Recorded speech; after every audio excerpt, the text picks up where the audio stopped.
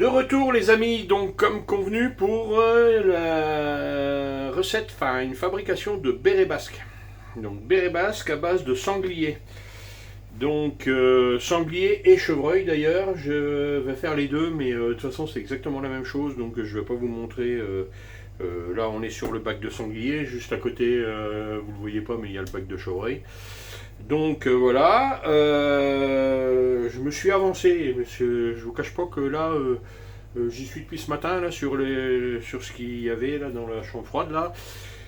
Donc j'ai bien avancé, tout est désossé, toutes les viandes sont triées, tout est paré, tout est prêt. Les têtes, alors vous les avez pas sur celle-là, mais en même temps j'ai fait du pâté de tête de sanglier. Donc c'est pareil, ça m'a fait gros de boulot à dépouiller tout ça. Donc voilà, là j'ai pas arrêté depuis ce matin. Et du coup, je me suis avancé sur mes pesées d'ingrédients. Alors j'ai dit je vais pas tourner, puis je vais pas filmer, je vais filmer, puis ça m'embêtait quand même parce que là j'en fais une bonne quantité et j'en ai pour un mois et demi, enfin 4 semaines de sèche. Donc voilà, j'aurais pas pu refaire la vidéo avant un bon moment. Donc j'ai dit allez tant pis, ça sera pas comme j'aurais souhaité, c'est-à-dire vous pesez tous les ingrédients au fur et à mesure, vous montrez tout ça, mais dans un autre sens ça sera peut-être un peu plus court, si j'arrête de parler pour pas dire grand-chose. Donc voilà. Alors la recette. J'ai fait des fiches recettes également, la fiche recette je l'ai publiée cette semaine. Je suis en train de faire toutes les recettes que je fais en fiche recette, la fiche recette là elle est faite, ça y est, je l'ai publiée sur le site. Sur le groupe Facebook, donc voilà, en PDF et en images, donc normalement vous avez de quoi vous les sortir, vous les imprimer. Alors rien de neuf, hein, je les salue d'ailleurs, c'est le groupe L'Art de la Table qui avait fait des fiches recettes comme ça et tout, et j'avais trouvé ça génial. D'ailleurs moi j'avais commencé avec ces recettes là avant de les améliorer et de les mettre à ma sauce. Et donc en gros j'ai refait un peu sur le même principe qu'eux ils avaient fait, j'ai trouvé super bien expliqué, super sympa et tout, et propre, correct et tout, donc je me suis beaucoup inspiré de leurs fiches en refaisant les recettes à ma sauce. Bon, j'ai pris beaucoup de leurs bases pour des recettes, il y a des recettes qui sont bien, il y en a qui sont bon, moins bien, ou qui me conviennent moins à moi plutôt, parce que voilà. Mais voilà, donc j'ai refait toutes les recettes sur le même principe que leur fiche à eux, je trouve ça bien. Et voilà, j'ai hésité entre. J'avais vu d'autres fiches recettes avec plein de photos et tout, mais je trouve que c'est brouillon et c'est moins facile. Là, on peut imprimer la fiche, c'est sur une seule feuille, normalement, ou deux pour les plus grandes recettes, et on peut mettre ça dans un petit classeur, c'est sympa, tout ça. Donc voilà. Vous les avez en ligne, de toute façon, donc vous en ferez ce que vous voudrez. Moi, voilà. Et je vais toutes sortir les recettes que je vous publie et que je fais. Je les sortirai toutes en fiche recette. Pour l'instant, il y en a une seule, c'est le béret basque, ça tombe bien, puisque j'ai fait là j'ai fait l'inverse pour une fois. J'ai fait la fiche avant d'avoir fait la vidéo. Donc, béret basque de sanglier. Alors, sanglier avec du gradure de porc. Donc, que du beau morceau en sanglier. On prend pas tout ce qui est aponévrose, tout ce qui est tout ça, tout ce qui est trop nerveux, tout ça, surtout pas. On prend pas de sanguinolent non plus. Là, j'ai eu le problème avec les sangliers, avec le sanglier ennemi que j'avais dans la chambre froide là, et même le demi-chevreuil. Et le demi-chevreuil avait pris une balle d'épaule. Ben, l'épaule, j'ai pas pu la récupérer hein, avec le sang coagulé. Moi, je mets jamais de sang dans mes charcuteries, tout ça, donc j'ai pas pu la récupérer. Donc, ben, en gros, j'ai récupéré un filet et puis un cuisseau. Bon, ça fait pas énorme, mais bon, ça va me permettre de faire une douzaine de bérets basques de 450 grammes au chevreuil. Donc voilà, c'est très bien. Hein. Ça permet de faire ça et voilà. Donc là, c'est pareil, il y avait beaucoup de sanguinolents. J'ai galéré, les épaules, pareil, ils ont pris les deux épaules que j'avais. C'était 2 balles d'épaule sur les 2 cuisseaux.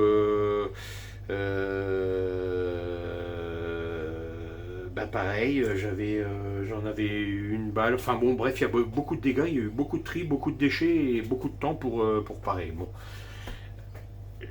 Moi, je veux arriver à un résultat comme ça, c'est-à-dire qu'on ne se rende pas compte que c'est de la viande qui vient de la chasse, quoi. C'est de la viande que vous pourriez acheter, on dirait presque du porc même.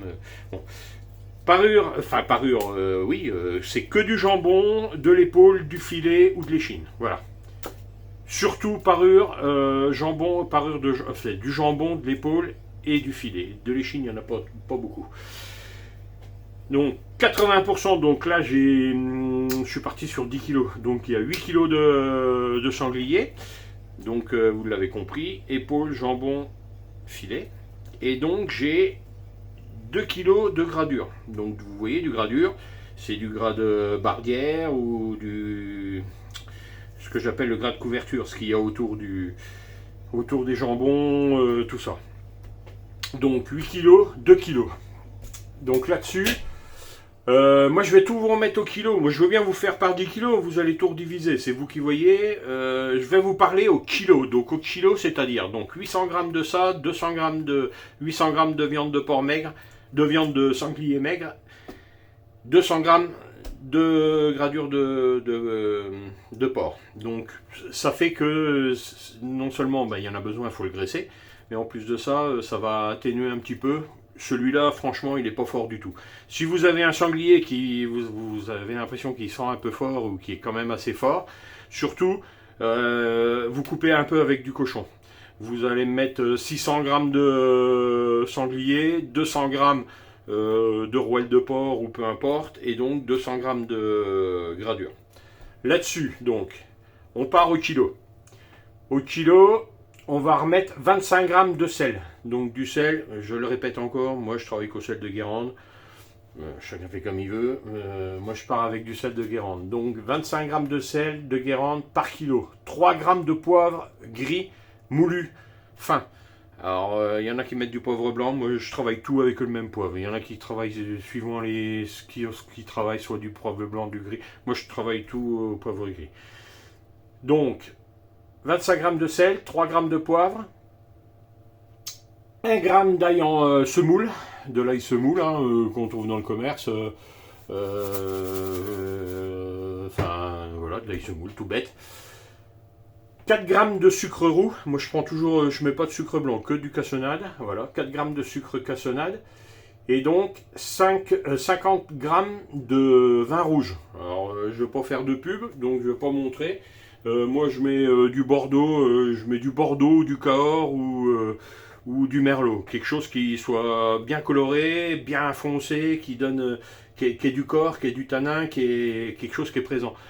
Pas mettre un Beaujolais ou j'en sais rien moi, ou un vin de Touraine ou quelque chose comme ça. Pour moi c'est trop léger. Il faut quelque chose qui ait du corps, qui tape.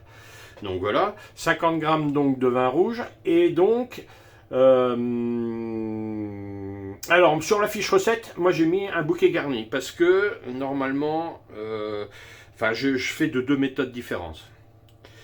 C'est-à-dire que il y a une méthode dans laquelle où je fais infuser le vin rouge avec l'ail, avec le bouquet garni la veille au soir.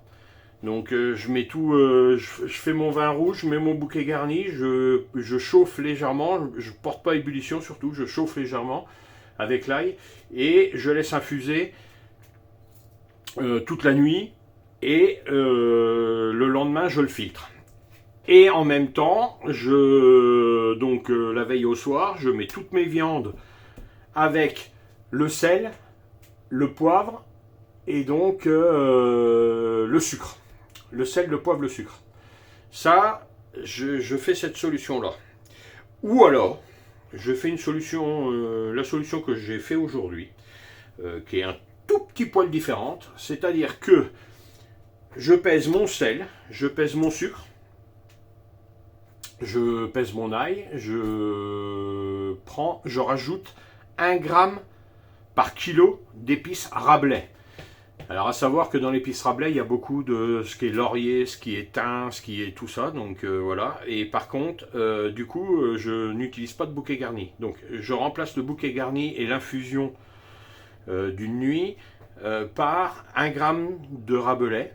Et je mélange tout avec le vin, la même quantité de vin, mais je ne fais pas infuser. Du coup, je mélange, je mélange tout comme ça dans un récipient, et là, je vais tout verser, je vais tout mettre sur mes viandes aujourd'hui, je vais mélanger mes viandes pour qu'il y en ait bien partout, des épices, du vin, tout ça. Et après, là, je vais filmer et je vais tout mettre au frigo, à la chambre froide, pour toute la nuit. Donc c'est un petit peu différent. Sur la recette, la fiche recette que j'ai fait, c'était le tout début, les recettes que je faisais le plus souvent et tout. Et maintenant, j'ai plus tendance à faire celle-ci. C'est-à-dire que au lieu de mettre mes viandes au sel d'un côté le soir, de mettre de l'autre côté mon vin infusé avec l'ail et puis le thym, le laurier, le romarin, tout ça. En fait, je fais tout le même soir, je mets tout comme ça, tout est déjà dedans. Je brasse bien et je filme et je mets en chambre froide jusqu'à demain matin. Donc les deux sont faisables. Les deux sont faisables. Vous voyez justement, je crois que justement, si de mémoire, hein, il me semble que la recette avec l'infusion, tout ça, c'était l'art de la table que j'avais pris les fiches recettes. J'avais fait ça et je l'ai fait quelques fois, ça va très bien. Hein, mais je trouve ça plus simple. Au moins, je prépare mes bacs, tout est prêt, tout est dedans. Ça m'évite d'oublier le lendemain, de dire oh mince, j'ai pas remis le vin et patati. Ça m'était arrivé une fois et j'avais pas remis et tout et j'avais commencé à façonner et tout et au dernier moment, je me suis rendu compte que j'avais pas mis de vin qui était infusé et tout et donc du coup, il avait fallu que je recommence et tout. Du coup, depuis, j'ai tendance à faire ça. Voilà. Je mélange tout la veille, je fais pas infuser, par contre j'ai rajouté 1 gramme d'épices Rabelais et au moins je suis tranquille, tout est dans le bac le soir, le lendemain j'ai plus qu'à passer au hachoir, à bien mélanger mes mêlées et puis façonner et mettre en grille et passer en cave. Donc voilà. Ça va être tout pour le moment. Je vais verser, je peux verser, c'est pas un souci. Alors le gros sel il a du mal à fondre un peu, mais ça va y aller. Et je vais, par contre, après je vais couper et puis je brasserai, parce qu'une fois que j'ai les mains dedans, je pourrais pas éteindre le téléphone correctement. Donc, alors voilà. Donc là, tout est dedans. Je brasse, je mélange bien. Alors pas 2 heures, hein, juste qu'il y ait tout ce qu'il faut ou faut. Je filme ou moi j'ai des couvercles, donc je mets un couvercle. Où vous filmez et vous passez en chambre froide ou au réfrigérateur. Et là pour la nuit. Donc voilà, on va couper là et pour vous ça sera à la suite. Pour moi ça sera demain matin. Demain matin je refilmerai, on va hacher et on façonnera et on passera dans des rubs. Alors peu importe, herbes de Provence, poivre. Normalement, moi d'habitude, je fais nature, poivre, herbe de Provence. Et là, je vais peut-être essayer curry. Je vais peut-être pour une fois essayer des currys. Donc, on verra ça demain matin. Voilà. Moi, je vous laisse là pour ce soir. J'ai encore du travail parce que j'ai les têtes de sanglier qui sont cuites et qu'il faut que je m'occupe tout de suite. C'est pour ça que je me suis un petit peu dépêché pour peser mes assaisonnements et tout, parce que là j'ai mes têtes qui sont cuites et il faut absolument que je les désosse là parce qu'elles sont encore bien chaudes et je peux pas attendre demain, il faut que ça soit fait maintenant. Donc là j'en ai encore pour au moins 2 heures là, pour finir mon pâté de tête. Et puis voilà, et puis il faut que je vous le filme aussi pour vous faire la vidéo. En fait, je suis en train de faire 3 vidéos en parallèle, je vous fais celle-ci. Et en même temps, là, tout de suite derrière, avant de faire les têtes, je vais vous faire la rillette, c'est-à-dire la mise au sel des viandes pour la rillette pour faire la cuire demain. Et après, je me mets après les pâtés de tête pour les finir. Et demain, je ferai les bérets et la rillette que je dois filmer. Donc là, vous avez je fais 3 recettes en même temps avec les sangliers. Vous avez vu dans la chambre froide et les têtes. Donc voilà. Eh bien, à tout de suite pour vous, et pour moi, ça sera demain, donc à tout de suite. Alors, les amis, de retour, donc la suite des bérets basques sangliers. Donc, vous avez vu, hier, je vous ai montré la mise au sel, tout ça, avec toutes les épices, le vin rouge, tout ça. Donc là, ça a passé la nuit au sel, ça a pris le sel. Et là, vous voyez, ça a même rendu un peu de jus, tout ça, mais il n'y a pas à s'inquiéter. J'ai commencé à hacher et j'avais complètement oublié de faire la vidéo, donc du coup, Ben voilà, j'ai commencé. Alors il n'y a pas de souci, comme toutes les vidéos de hachage, en gros c'est pas très intéressant dans le sens où ça fait du bruit et puis ça dure un petit moment. Grille numéro 8 pour ma part, donc 8 mm de diamètre. Moi je fais tout avec ça. Vous voyez là, il y a déjà, je mélange les viandes. Alors très important, vous mélangez bien avant de hacher parce que ça vous commence déjà à préparer votre mélange de viande, ce qui est le plus dur. On va voir ça après. Mais lier la mêlée, c'est la phase la plus importante quand on fait des bérets basques. Parce que si votre mêlée n'est pas liée, eh ben, au séchage, vous aurez des bulles d'air, vous aurez de l'air dedans et ainsi de suite. Et vous allez voir, là il y a une douzaine de kilos à peu près. Et ben pour lier tout ça, va falloir brasser ça. Alors ma viande est à 3 degrés, là je suis en train d'hacher et j'ai les mains gelées. Donc je me fais une petite pause, ça tombe bien. Et là quand on va lier, ben on tripote la viande là à 2-3 degrés, là pas plus.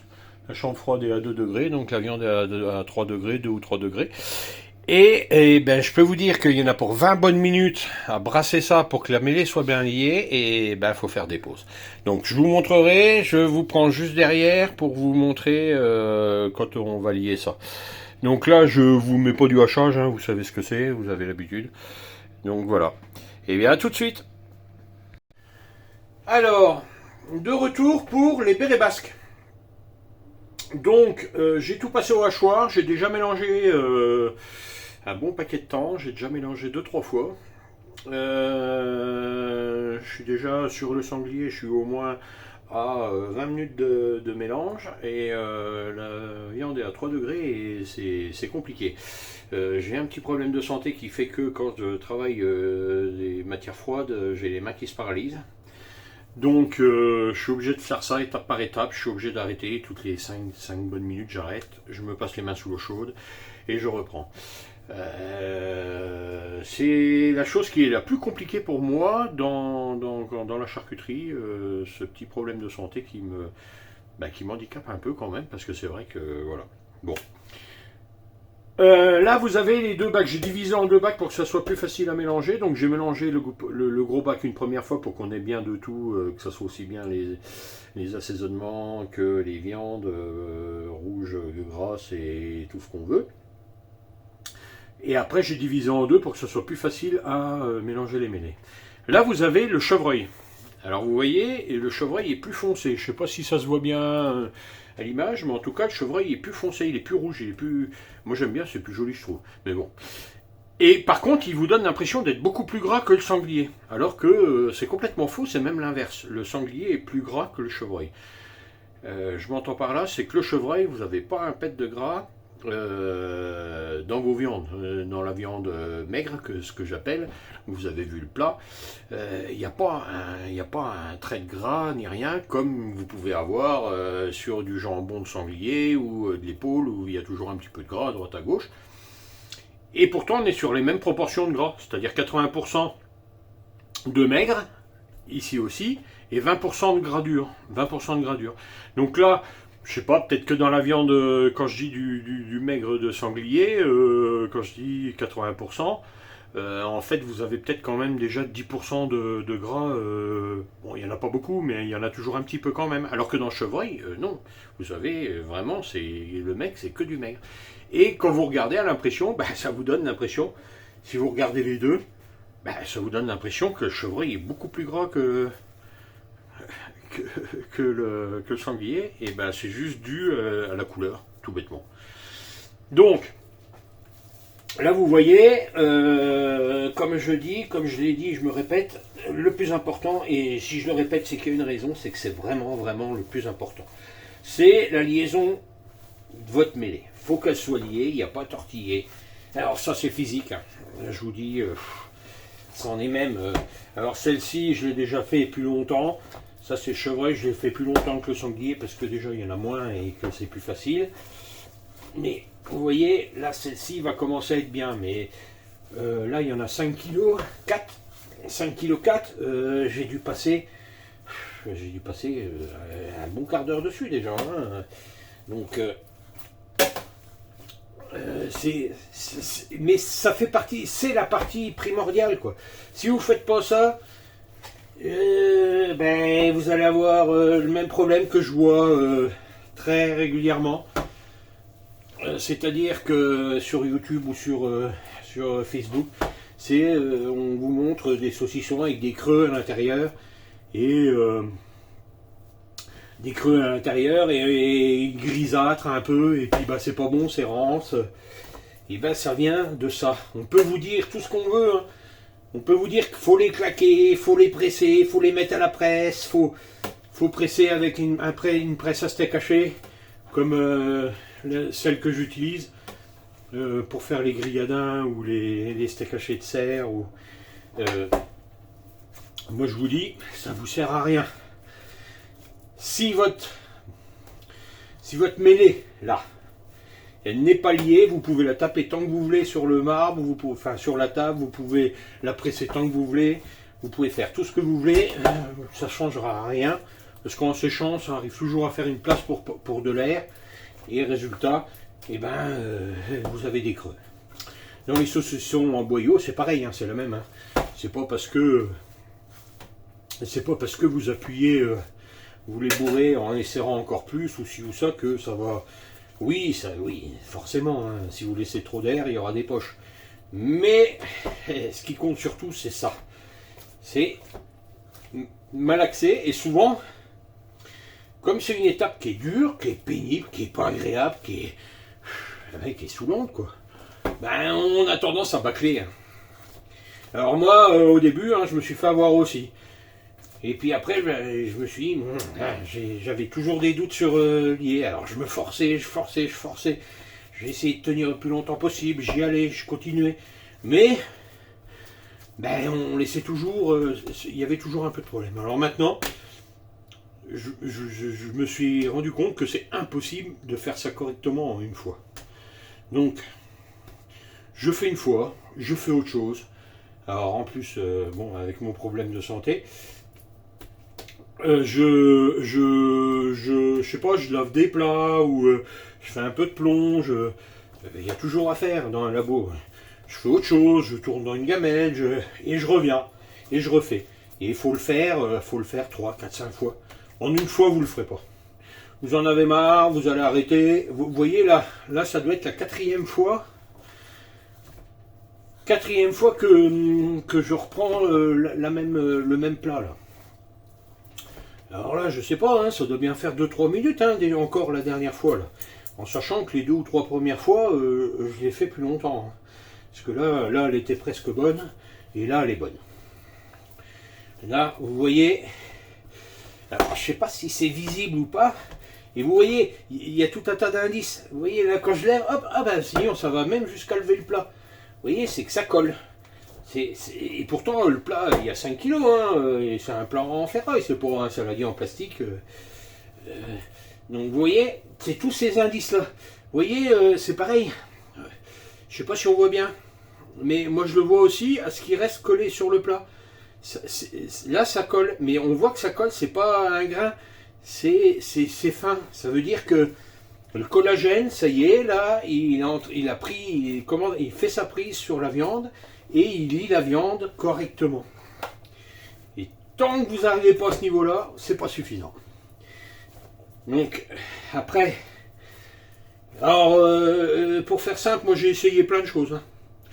J'ai acheté un batteur, un mélangeur, j'ai acheté un mélangeur professionnel de boulangerie en 25 litres. Vous mettez pas 10 kg de farce dedans, enfin de chair, et vous avez beau mélanger, vous tournez. Ça se mélange en 2 minutes, mais le problème c'est que si vous regardez bien, ça vous a sorti tous les nerfs, et autour de la feuille, vous avez tous les nerfs qui sont longs comme ça, qui sont là, et les saucissons en séchant, ils sont pas pareils, à la coupe c'est pas pareil, c'est trop mélangé, ça va pas. Au batteur, j'en avais acheté un exprès, hein, je l'ai revendu. Un beau truc, un Ditosama. Je l'ai revendu parce qu'il me servait qu'à ça presque, et puis résultat ça allait pas, et j'étais pas content, donc je suis peut-être un peu perfectionniste, hein.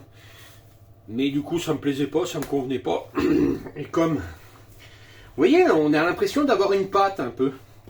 Un peu comme si c'était une pâte, je sais pas moi, une pâte à... C'est assez compliqué à... Moi je le ressens parce que j'ai l'habitude.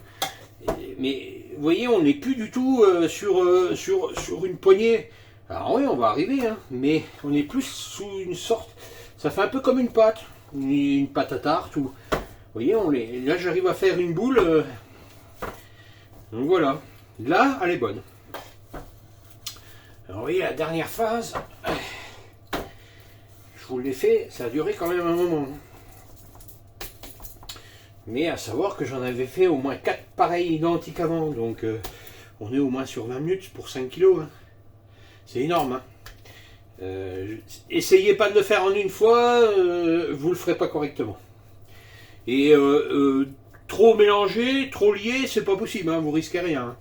Donc vaut mieux faire plus que pas assez. Vous voyez, là voilà. Là, quand on fait ça, et que en fait ça vient par paquet, c'est pas. Je sais pas comment l'expliquer. Là elle est liée, ça se voit. Moi je le vois à l'œil. Là je sais qu'elle est bien. Si vous voyez entre ça, vous voyez la différence? Regardez. Là, j'ai pris ma petite poignée, quoi. Même, je peux faire des grains comme ça. Alors que là, si je prends pas ma poignée, regardez. Regardez. Vous voyez comme vous tirez le tout? Là, je peux lever ça. Là, je peux pas. Là, je peux pas. Là, j'en prends un peu. Et là, je peux pas faire de grains, là. Là, je peux secouer. Hein. Vous pouvez y aller. Hein. Là, alors que là, hop, là, voilà.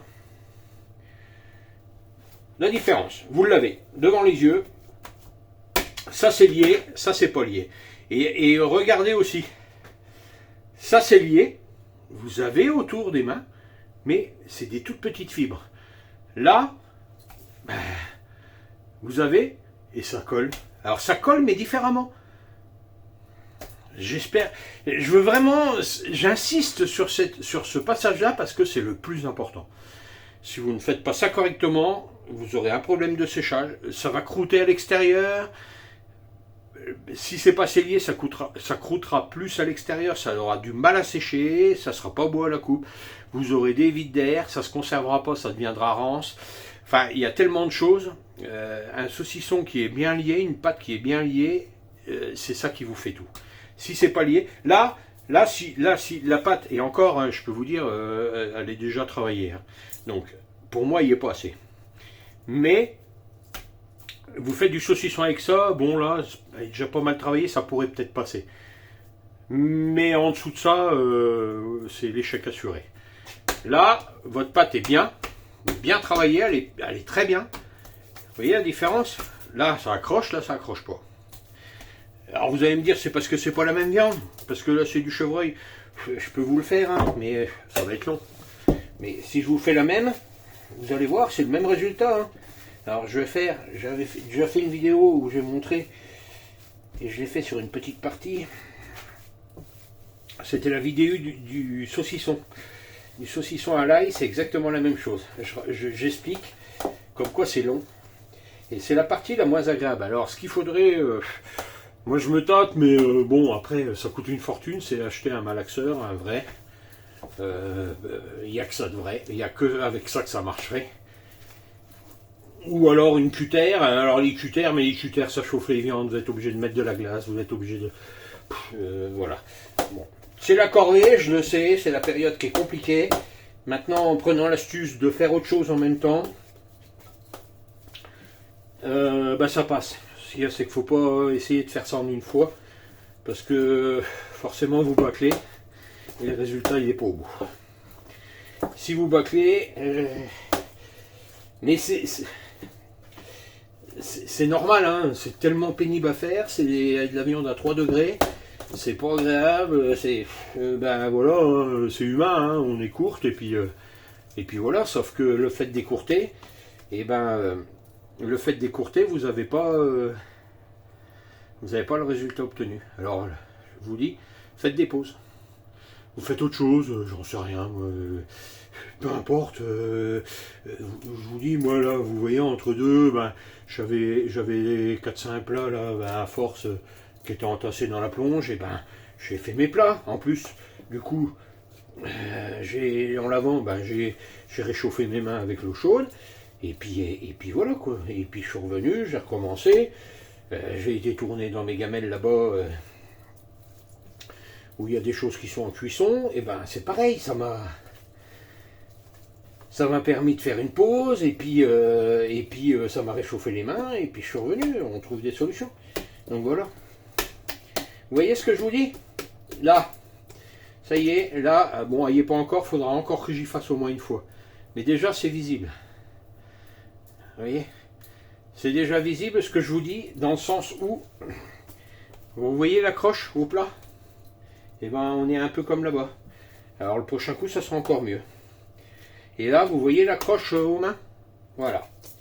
Vous n'avez plus la même accroche que là. Là, vous voyez, là ça colle. Là ça colle, et puis vous voyez, j'aurais dû faire l'autre main. Ça aurait été plus parlant. Mais là, vous avez des gros morceaux. Là, ben là non. Vous voyez? Bon. Alors, je vais avancer un peu quand même parce que je vais vous faire voir à présent une dernière étape et puis après ça sera le façonnage et l'enrobage. Alors si ma machine veut bien s'allumer. Ah, si c'est bon. Alors moi, pour faire simple, alors dans mon cas à moi, dans mon séchoir en bois, je ne sais pas si c'est valable pour tous, je sais pas, j'ai fait plusieurs essais. Moi je suis parti de 200 grammes jusqu'à 600 grammes. Alors 200 grammes ça sèche trop vite, ça croûte, c'est pas bien. 600 grammes c'est trop long à sécher, ça croûte et ça reste... comment ça reste... j'ai dit quoi, 600 grammes ça reste trop mou à l'intérieur. Et à la coupe, après en dessous, bah, c'est pareil, c'est pas très intéressant, c'est pas le top, moi je j'aime pas. Donc pour arriver à avoir le bon équilibre, moi depuis maintenant quelques temps, et ben ça y est, je suis stabilisé à 450 grammes. 450 grammes, moi je pèse à 450 grammes. Alors, vous voyez, je fais comme ça, 450 grammes. Hop.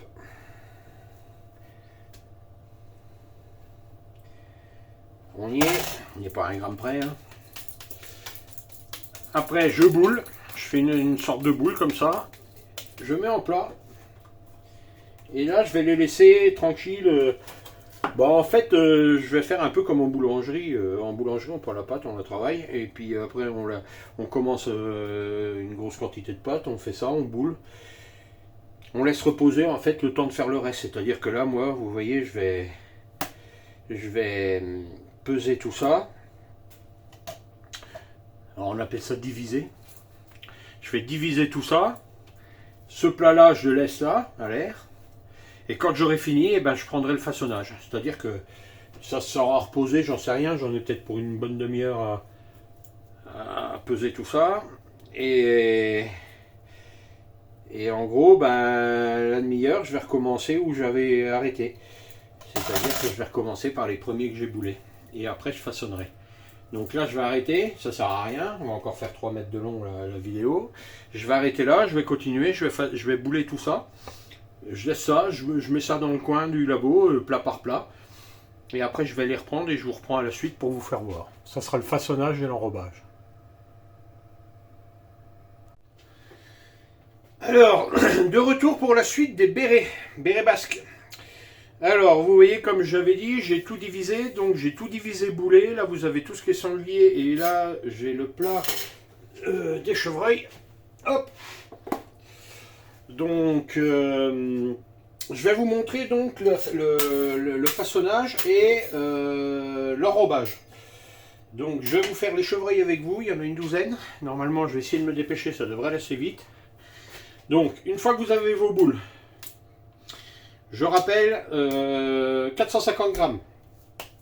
Donc là, vous avez plein de solutions. Vous pouvez le laisser comme ça. Hein. Il y en a qui les font là, comme ça, si vous laissez en boule, sans trop les écraser. Avec le temps, ils vont s'aplatir. Et là, vous aurez à peu près la valeur d'un camembert. C'est un choix, vous faites comme vous voulez. Moi, j'ai trouvé que la forme du camembert pour le tailler, alors c'est joli, entier, mais alors pour tailler, puis pour manger, c'est pas très facile. Donc moi, ce que j'aime bien, c'est en forme de bûchette. Donc, bûchette, tout bêtement, hein, en fait, moi qui viens un petit peu de la pâtisserie et de la boulangerie, il y a beaucoup de gestes qui sont assez similaires. Tout à l'heure, je disais, quand vous avez bien lié votre mêlée, vous arrivez à avoir quelque chose qui ressemble un peu à une pâte, et c'est vrai que voilà. Et ben là, c'est un peu pareil, c'est comme si on façonnait un peu un pâton, une baguette, quoi. Donc vous voyez, pas plus ni moins. Moi, je les tape pas, hein. Je sais pas, vous avez vu, je les tape pas, je peine pas. Alors, je sais pas, je vais mettre là, je sais pas si vous allez bien les voir. Là, moi, je fais 3 parfums, entre guillemets. J'en ai que je laisse nature. J'en ai que je fais, que j'enrobe. J'appelle ça un robe, mais c'est tout bêtement des herbes de Provence. Et puis, j'en ai que je fais au poivre. Alors, attention au poivre. Avant, je faisais au poivre concassé. Et j'y allais, quoi. J'hésitais pas, j'ai roulé correctement dedans, tout. Mais waouh, putain, quand vous mangez, faut aimer le poivre, hein. Alors, moi j'ai des copains qui adorent le poivre, ça les dérangeait pas et ils adoraient. Moi j'aime bien le poivre, mais j'aime pas manger trop épicé, j'arrivais pas à le manger. Donc je vais vous montrer, là les natures, j'en fais 4. Du coup il y en a 12 des chevreuils là, je vais faire 4, 4 et 4. Donc là, je me dépêche pour que ça dure pas 2 heures, mais en même temps, il n'y a rien de mieux pour apprendre. Vous voyez comment je fais. Je pourrais essayer de vous expliquer ça pendant des heures et ça serait pas clair. Au moins là, vous voyez. Vous voyez tout. Une spatule. Hop, vous les roulez. Quand ils ont une belle forme, alors bien les serrer. Hop, au bout. Hop, ils ont la forme voulue. Tac. Et ben ils sont bons. On enlève, on pose. Alors c'est un petit coup de main à prendre. Vous voyez. Moi, je suis pas là à les claquer et tout. J'en vois, ils sont là et paf, faut enlever l'air et tac. Non, non, moi, la farce est bien liée, il n'y a pas besoin, hein. Vous voyez, hop, hop, hop, j'y donne une forme, je roule un peu. Je tapote en bout pour former. Je tapote à l'autre bout pour former. Je roule encore une fois. Là, je fais ça pour éviter qu'il y ait 1 kilo de farce qui reste pour le dernier à la fin. Vous voyez, hop, moi ça me va. Hop, vous les façonnez, hein, à votre... Et voilà, les 4 natures, c'est fait. Alors, pour les herbes et pour les poivres, c'est la même chose. On part sur la même base. C'est juste au niveau du roulage à la fin que ça va changer. Alors, je vais peut-être... je vais mettre ça dans un plat parce que... Le problème, c'est que d'habitude, je fais ça sur le marbre, mais je fais ça plus loin. Et là, je vais pas déplacer la caméra, tout ça. Donc, ou alors ce que je vais faire, attendez, hop, je vais faire comme ça, je les mets là, je fais les 4. Je vais faire les 12 vite fait. Ou alors, attendez, je coupe, parce que sinon ça va encore faire... je pense que vous avez compris. Je vous en refais encore un. Après, je mets en pause et je roule les 8 autres, les 6 autres. Oh, ça va vite. Je sais pas combien je suis là. Je vais beau me dépêcher. Je vais peut-être... Non, je vais couper parce que ça va faire trop long. Puis comme là, j'arrive toujours pas à faire de montage. J'ai mon ordinateur qui est pas assez puissant pour faire des beaux montages. Et donc pour l'instant, les vidéos, je fais du bout à bout. C'est pour ça que vous avez des vidéos qui arrivent à faire 1 heure. Je suis en train de voir pour investir dans un ordinateur pour pouvoir faire des montages corrects. Et pour pouvoir raccourcir mes vidéos, mais pour l'instant c'est que des bouts à bout, donc j'ai pas le choix de tout mettre. Donc là je vais essayer de corriger. Là j'en refais 6 là, et je vous mets en pause, je reprends, et comme ça on fera l'enrobage des poivres et des herbes de Provence. Et bien à tout de suite. Alors ça y est, j'ai fini de façonner donc mes 12. Donc je vous montre. Alors le poivre, comme je disais, attention, parce que avant je mettais le poivre, je mettais mon poivre dans un plat, j'en mettais 1 cm, puis je le mettais dedans, comme ça je posais et je roulais et je secouais le plat et je l'enrobais, Il y en avait partout, ça faisait un peu comme les gros pavés au poivre. Vous savez qu'on trouve des fois en grande, enfin peu importe, en grande surface ou pas. Et bon, faut aimer, hein, parce que là, le poivre concassé comme ça, je peux vous dire que ça envoie. C'est pas du poivre moulu, c'est concassé comme ça envoie. Hein. Voilà, qui aime bien, hein, sur des steaks, machin, tout ça. Moi, j'aime bien épicé, mais j'aime pas trop que ça arrache. Et sincèrement, moi, je trouvais que j'arrivais pas à les manger. Alors, ma fille, qui a 12 ans, elle en a raffolé, elle a mangé ça, elle a trouvé ça terrible. Mais j'ai eu dans tous les amis, parce que c'est pas que pour moi, hein, c'est pour les amis, vous le savez, et ben il y en a qui m'ont dit ah quand même c'est balèze, ça arrache, ça envoie et tout. Donc j'ai corrigé le tir, et plus ça va, plus moi j'en ai mis, et là vous voyez ce que je viens de faire, vous devez quand même bien voir je pense, j'ai saupoudré, juste comme ça, pas plus. Vous voyez? Et ben là ça suffit. Et là ce que je fais, je le roule comme ça, voilà, juste un petit peu. Et ça peut paraître pas beaucoup, mais je peux vous dire que ça suffit. Ça suffit. Alors après, attention, hein, si vous aimez manger du piment, si vous aimez des choses comme ça, bah envoyez, hein, vous pouvez. Hein, mais moi je peux vous dire que pour une personne lambda, si vous en mettez plus que ça, bah, ça devient vite immangeable. Hein. Moi je pense manger normal, quoi.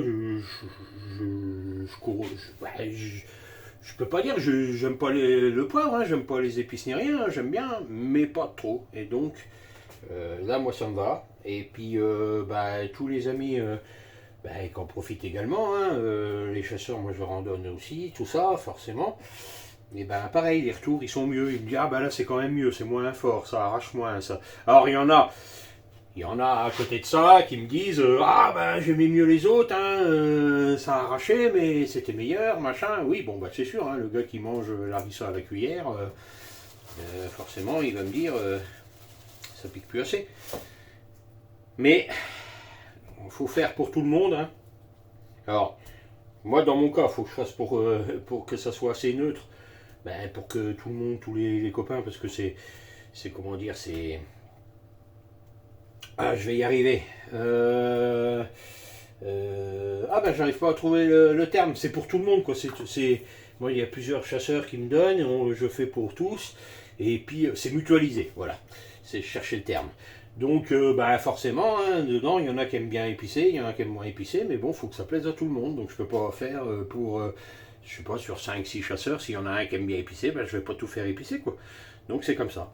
Donc vous avez compris le principe. Le poivre voilà. Vous voyez. En plus, vous arrivez, c'est nickel. Et puis ben, les herbes de Provence, c'est un peu pareil. Alors les herbes de Provence, c'est pas une fête que ça arrache. Mais c'est le fait que ça a tendance à garder l'humidité si vous en mettez trop. Et ben, ils vont avoir tendance à sécher moins facilement. Donc du coup, ça, c'est un petit peu... Alors c'est pour une autre raison, mais c'est un peu pareil. Il ne faut pas trop en mettre non plus. Au début, je faisais de la même manière. Je prenais... je mettais dans une boîte. Et puis bah, je secouais la boîte, je l'ai roulée, à la limite j'appuyais pour que ça rentre. Et ben il y en avait beaucoup trop. Et puis bah, résultat, ceux aux herbes de Provence, bah, ils peinaient à sécher parce que ça faisait une sorte de croûte. Et les herbes eh ben, gardaient l'humidité. Et donc ils avaient tendance à développer une mauvaise fleur. Quand je dis mauvaise fleur, c'est-à-dire qu'ils avaient tendance à faire pas la fleur que je souhaite moi. Et ils séchaient, du coup ils séchaient pas tous pareil. Alors que là, si vous en mettez pas beaucoup, et ben il n'y a pas de problème. Alors, je vous fais profiter des gamelles que j'ai pris, hein, parce que attention, hein, moi ça va faire quelques années maintenant que j'en fais, que j'affine, que aussi bien mon séchoir pour avoir la bonne hydrométrie, que le poids des saucissons. Le poids, je suis passé, mais j'ai fait des tests, je ne sais combien de tests. Hein. Alors là, avant, là voilà, là c'est la forme et le poids qui me convient. Alors qui me convient, encore une fois, hein, je ne vais pas parler d'évangile, hein, moi je ne suis pas meilleur qu'un autre. Moi, c'est le format qui me convient. C'est la manière où je veux les sécher, dans ma cave, parce que j'aime bien la coupe, que ça ressemble à quelque chose, parce que je fais souvent des plateaux, Et cette forme-là, elle me convient parce que ça fait des petites tranches ovales qui sont mignonnes comme tout et qu'on peut faire des belles présentations. Alors oui, si on laisse un béret basque entier, c'est vrai que c'est plus joli en forme de camembert. Je suis complètement d'accord.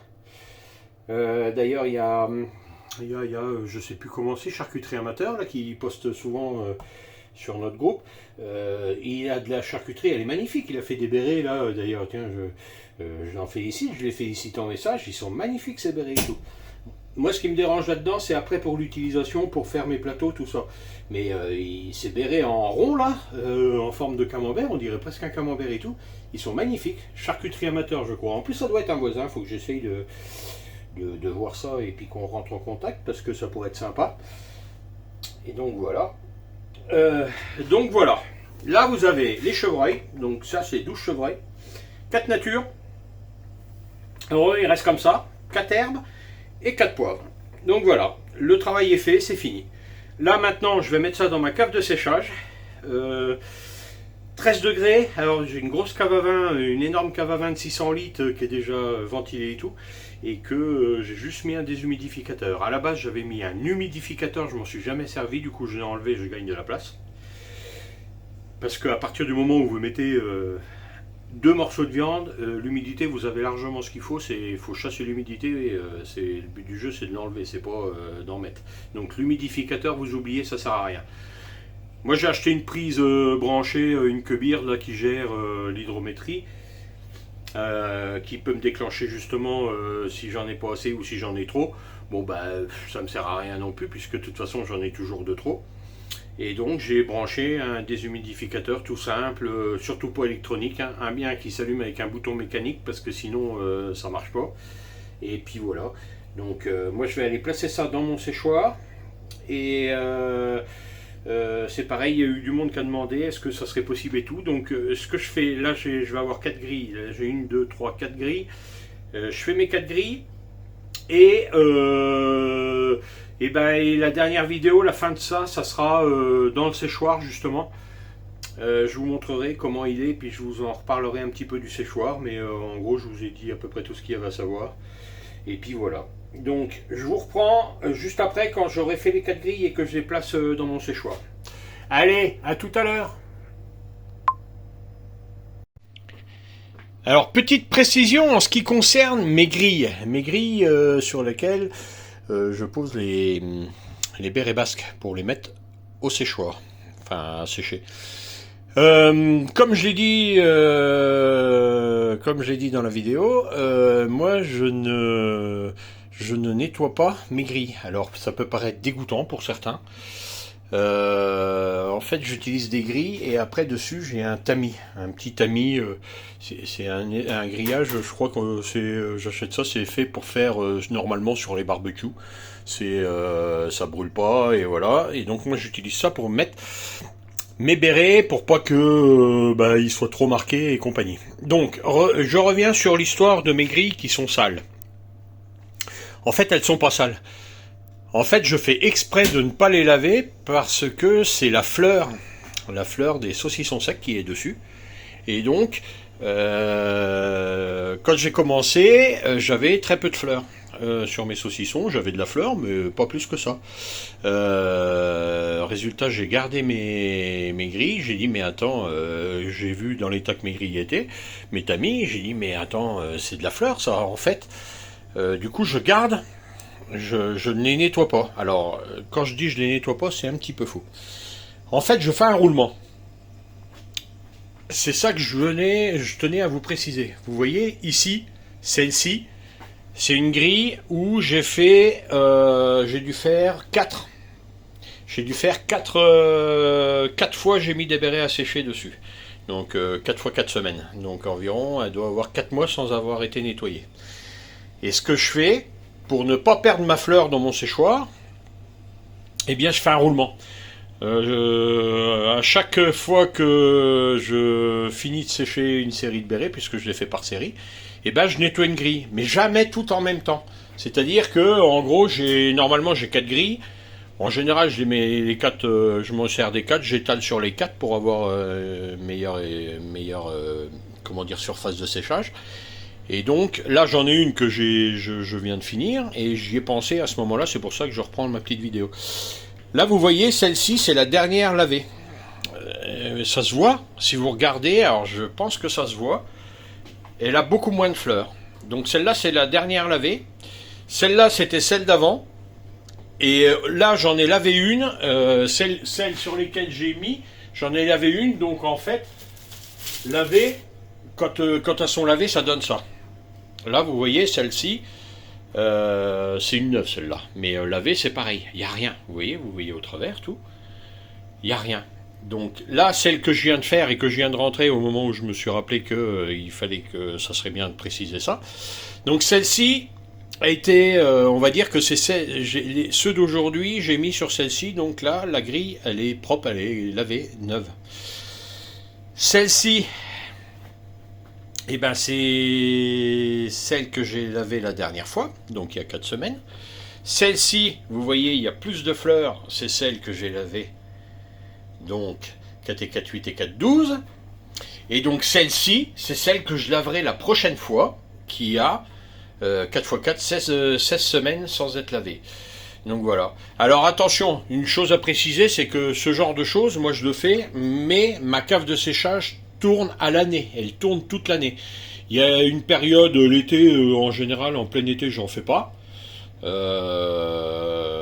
Déjà parce que j'ai pas de gibier par rapport à la chasse, tout ça, et voilà. Donc il y a à peu près 3-4 mois dans l'année où j'en fais pas. Eh bien, je m'efforce quand même à garder une grille ou deux avec ma fleur dessus.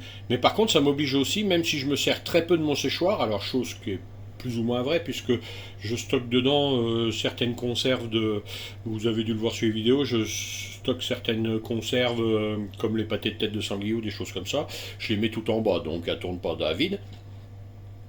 Mais ce que je veux dire par là, c'est que la fleur, si vous éteignez, puis que ça chauffe de trop, ou que ça refroidit trop, ou je ne sais quoi, votre fleur, elle va pourrir, ou elle va peut-être même risquer de prendre, je sais pas, peut-être des microbes, ou j'en sais rien, mais en tout cas, je m'y aventurerai pas. Donc moi, les grilles sont toujours stockées dans mon séchoir, et à la température de cave, c'est-à-dire 12-13 degrés, et entre 75 et 85% d'humidité, toute l'année, tout le temps. Et donc avec le truc de roulement de mes grilles, eh ben j'ai toujours de la fleur qui est présente. Et je mettrai, il y a déjà des photos, je mets des photos sur le blog, tout ça. Mais quand vous allez voir la fleur que j'arrive à avoir, sans mettre de produits, sans mettre de fleurs artificielles, sans mettre quoi que ce soit, eh ben c'est impressionnant. C'est vraiment impressionnant. Et moi, du coup, ma cave, maintenant, j'ai trouvé ce système-là, je fais un roulement, je garde toujours de la fleur. Alors, dans l'absolu, on pourrait peut-être la garder un peu comme dans les caves à fromage et tout, hein, encore plus longtemps. Hein. Je sais pas exactement, mais là vous voyez, limite les grilles, les trous, ils sont presque bouchés, donc je pense que ça ventile quand même beaucoup moins bien. J'ai trouvé ça. Je fais mon roulement sur 4 fabrications, donc tous les 4 mois, je lave une grille et ma fleur est toujours présente et j'ai jamais eu de soucis. Voilà, petit aparté, un petit peu long, mais je pense que ça a énormément d'incidence sur ma cave. Au début, j'avais pas de fleurs. Hein. Au début, j'avais pas de fleurs du tout, ou alors une espèce de fleur bleue, pas très jolie et tout. Et maintenant, j'ai vraiment une très belle fleur sur tous mes saucissons, en sachant que je n'étuve absolument rien. Donc voilà. Eh bien, la suite tout de suite, c'est un aparté. Je sais pas quel moment je mettrai de la vidéo, mais il sera dedans. Allez, à tout de suite.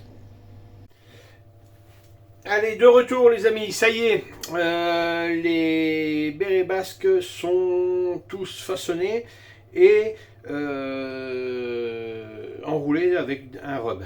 Alors un rub, en gros, c'est ce que vous voulez. Comme vous voyez, alors on a fait les chevreuils, là c'est les sangliers, il y a une grille aussi entière de sangliers nature, bon il n'y avait pas d'intérêt, je vous ferai voir après dans ces choix.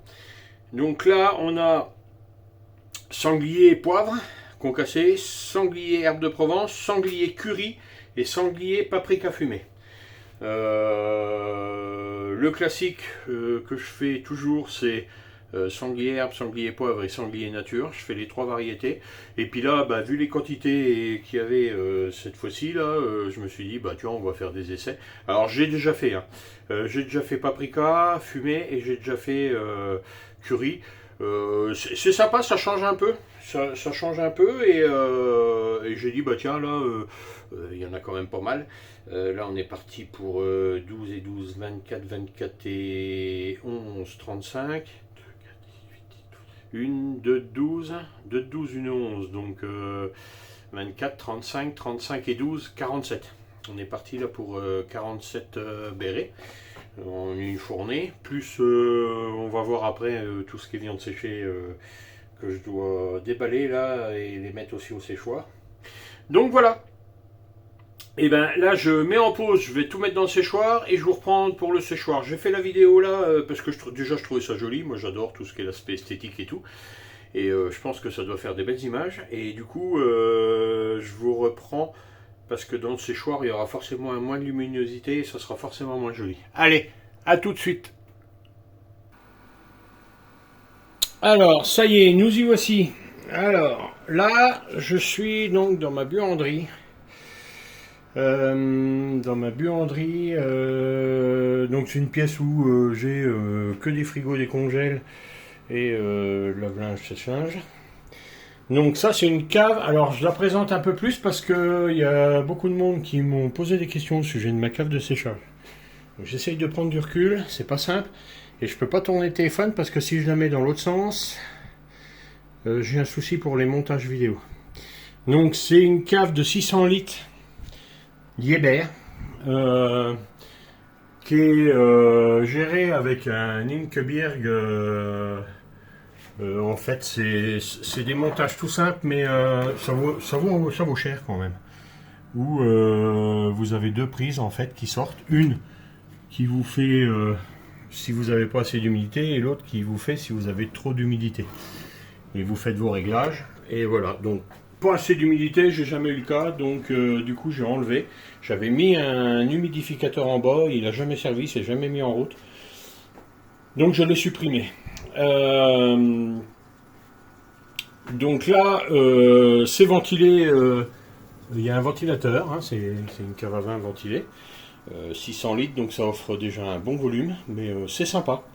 Moi ça me plaît bien, ça me va bien, j'aurais pas voulu plus petit. Donc voilà, là en haut,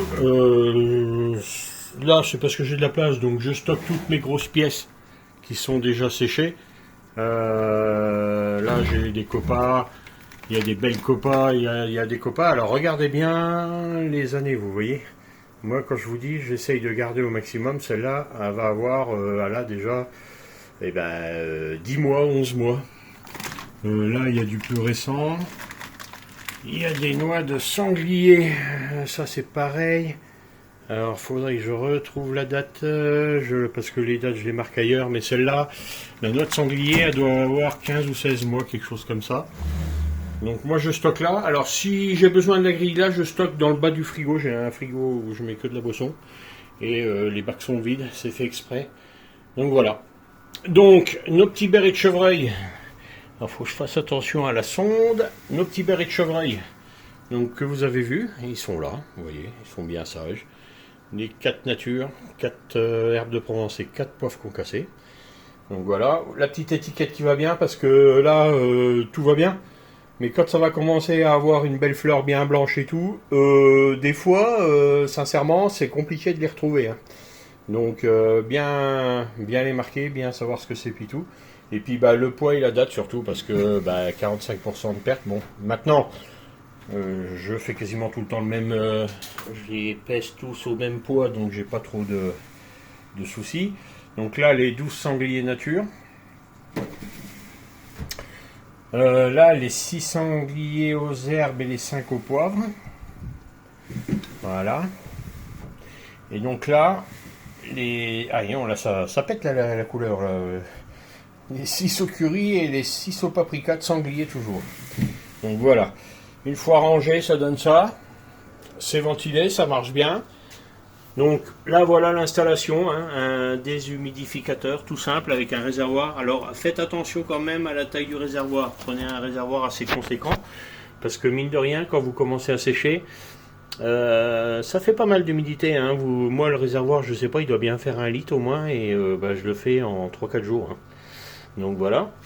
Ce que je vous disais aussi dans une vidéo, Je me sers également, c'est une cave, hein, donc je me sers également pour les bocaux que j'arrive pas à tenir dans l'autre cave, je vais vous montrer vite fait.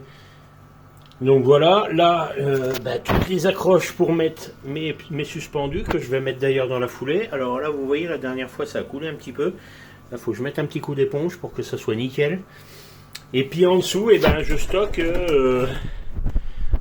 stocke mes bérets qui sont déjà faits et que je mets sous vide et que je conserve plusieurs mois, hein, voire même jusqu'à un an. Ça pose pas de problème. Bon, en général, ils arrivent jamais à l'année, hein. Là, vous voyez, des petits produits sympas. Là, il y a de la biche. J'avais fait une noix de biche séchée. Alors, je tranche. Là, je me fais un petit plateau raclette. Donc là, vous avez copa, rouelle séchée et lonzo. Donc voilà. Tranchage, je le fais parce que c'est pratique. Et puis, quand c'est pour moi, c'est pas très grave en soi. Même si si on n'arrive pas forcément à bien décoller les... Je vais pas arriver à la remboîter. Si on n'arrive pas à... Vous voyez, d'autres bérets, il y en a là. Il y en a là. Alors là, il n'y en avait plus beaucoup, donc du coup, ça tombe bien. On a fait une session bérets, donc dans 4 semaines. Alors oui, les bérets sont partis pour 4 semaines de sèche. Alors, 4 semaines de sèche. Là, comme ils sont là, demain, là, je les mets, on est en fin de journée. Demain, en fin de journée, je les retourne. J'y fais un demi-tour. Ils vont se ramollir. Alors surtout, ne les aplatissez pas. Laissez-les le plus rond possible parce qu'ils vont s'aplatir d'eux-mêmes. Demain soir, je les retourne une fois. Après-demain soir, je les retourne une deuxième fois. Je fais ça 3 jours de suite et après, tous les 2 jours. Et on va dire les 2 dernières semaines, si vous le faites 1 ou 2 fois dans la semaine, ça suffit. Et vous attendez 45% de perte. Et puis quand vous avez 45% de perte, vous pouvez les mettre sous vide, les manger ou les mettre sous vide. Donc voilà. Ça, c'est le petit truc. Alors, les 2 premières fois, des fois, c'est un petit peu compliqué. Ils ont tendance à coller un peu sur le tamis. Mais donc, faut y aller gentiment, mais sans plus, hein. Et après, une fois qu'ils ont passé une journée d'un côté, une journée de l'autre, il n'y a pas de souci. Ils collent plus et tout va bien. Et c'est pareil. Après, j'essaye d'alterner un petit peu ceux qui sont au bord, les mettre au milieu, et ainsi de suite. Alors, moi, je suis très chargé, c'est peut-être pour ça. C'est peut-être pas assez ventilé, je sais pas, mais des fois il sèche un petit peu plus au bord. Mais bon, après, voilà, de toute façon, il faut surveiller, hein. Moi, là, tout ce qui est viande séchée, tout ça, c'est surveillé au début tous les jours, et après, tous les 2-3 jours, voilà, au moins une ou 2 fois par semaine, je mets le nez dedans, hein, je regarde, si on sait jamais, hein, vous avez une panne, vous avez n'importe quoi, puis c'est la catastrophe, hein. Donc voilà, vous savez tout, donc un petit déshydrateur là-dedans, et voilà, et tout va bien. Donc là, je vais nettoyer là parce que là, j'ai vidé exprès, j'avais de la poitrine que je viens de sortir, que j'ai mis sous vide, parce que là, je dois rentrer, là, je vais rentrer tout de suite, là, tout ce qui est viande séchée, que je vous ai mis les vidéos en salaison. Vous avez une copa, une ventrèche, enfin, une pancetta, tout ça, là, et elles vont aller là, en dessous. Donc, je verrai, je vous filmerai peut-être ça demain. Ou en cours de sèche des bérets, je sais pas. Mais là, de toute façon, il faut que j'accroche tout ça. Tout ça, ça va être là, ça va remplir là comme il faut, et puis voilà. Donc comme je vous dis, moi, ces caves-là, faut prendre des grandes caves, hein, parce que sinon, c'est vite plein, hein. Vous faites rien, hein. Là, vous avez de quoi travailler, hein. Bon, ça se trouve, c'est pas donné, mais ça se trouve, hein. Et je vais vous dire, moi j'en ai même acheté une deuxième parce que l'année dernière j'avais un peu de soucis. Je mettais toutes mes conserves comme là. Je fais mon jardin, je fais toutes mes conserves également. Je vais en vacances, je ramasse des salicornes. Enfin, je fais beaucoup de choses. Là, ici, l'année dernière, j'avais mis une bonne partie de mes conserves et j'en ai perdu parce que dans la pièce, il arrivait à faire trop chaud. Donc, ce que j'ai fait, j'ai acheté une deuxième cave à vin, la même. Et là, du coup, j'ai toutes mes conserves qui sont un petit peu à risque.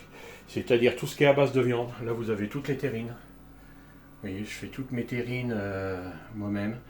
Donc vous avez des trucs sympas, hein, terrine de cerf au cèpe, terrine de sanglier, rillettes de sanglier, terrine de sanglier aux figues, terrine de sanglier aux trompettes.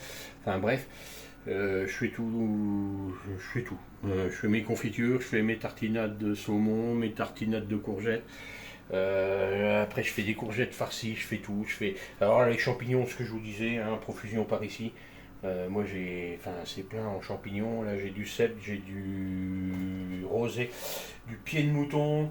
Je dois avoir des trompettes encore quelque part. J'ai des girolles au congèle. Et puis après, haricots verts, betteraves, ratatouille. Et pareil, gibier, quand je vous dis moi gibier, je fais vraiment tout. Vous voyez, boulettes de cerf à la tomate, chicken carnet de gibier, sauce bolognaise de gibier, et ainsi de suite. Et tout ça, c'est terrible. Mes ratatouilles, puis voilà. Alors, c'est des caves à vin, mais vous voyez, il n'y a pas beaucoup de vin. Hein. c'est pas mon plus fort. Et puis aussi, les trompettes séchées.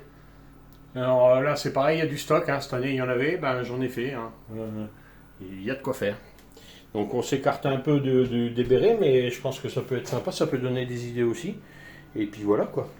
Donc, pour les bérets, je pense que ça va être fini. J'essaierai après, mais je mettrai peut-être plus des photos où j'inclurai peut-être, je transformerai les vidéos. Parce que là, en fait, vous allez avoir de la fleur pour avant une semaine et demie, presque 2 semaines. Donc ça va faire, ça sera certainement posté avant la vidéo, à moins que j'arrive à tenir et que je la poste qu'après. Mais je pense que j'ai des photos, ou alors je mettrai au bout des photos de... Je verrai, je sais pas comment je vais faire, mais parce que là, vous avez au moins 15 jours avant que vous ayez une belle fleur. Donc voilà, donc suite peut-être fin ou pas, je sais pas exactement, mais voilà, un beau tuto sur les bérets, je pense qu'il peut être sympa celui-là, en plus des fiches recettes. Bon, n'oubliez pas de vous abonner à Cochonaille et Régalade, surtout sur YouTube, sur Facebook. Et puis partagez, mettez des pouces, faites tout le classique, quoi, les grands classiques. Allez, sur ce, bonne soirée à vous, bonne journée, suivant l'heure où vous visionnez. Et puis à la prochaine pour d'autres vidéos, hein, à suivre ou dans la foulée, je sais pas, il y a des rillettes, il y a du pâté de tête de sanglier, n'hésitez pas, il y a du saucisson à l'ail, regardez bien toutes les vidéos, ça arrive. Allez, à bientôt, au revoir, merci.